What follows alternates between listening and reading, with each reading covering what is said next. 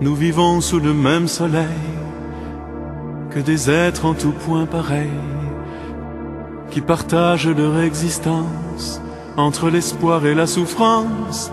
La Tibétaine au cœur si pur, qui chantait à l'ombre des murs, attendra jusqu'à ses 30 ans pour revoir le soleil levant. Les oubliés du toit du monde nous appellent à chaque seconde, et leur chant se heurte en silence au vacarme de l'inconscience. C'est la voix d'un peuple brisé, de ces moines martyrisés, qui nous offrent en un seul regard milliers de vies de mémoire. C'était hier, c'était ailleurs, on disait plus jamais l'horreur. C'est là tout près, c'est maintenant, et je pleure pour tous ces gens. Tu vas être sur YouTube. Nous gardons la blessure au cœur. Tu vas faire un tabac. Du chagrin des peuples qui meurent, par la force ou par la violence, en perdant jusqu'à l'espérance. Cette lignée, si elle s'éteint avec le dernier Tibétain, laisserait pour l'éternité tant de portes à jamais fermées.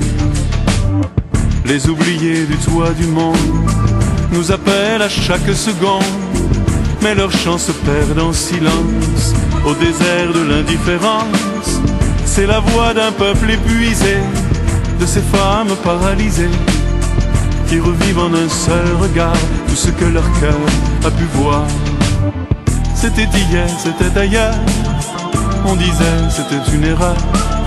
C'est là tout près, c'est maintenant, et je rêve pour ces enfants d'un pays libre sur la terre, à des milliers d'années-lumière de ces uniformes barbares, de la peur et du désespoir, pour revivre sous le soleil une histoire en tout point pareille, et pouvoir enfin raconter les chapitres inachevés.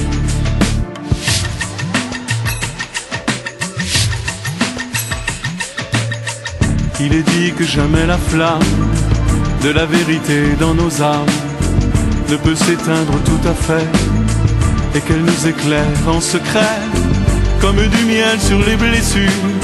J'entends toujours la voix si pure de la Tibétaine chanter avec ses sœurs emprisonnées quelque part au-delà des murs.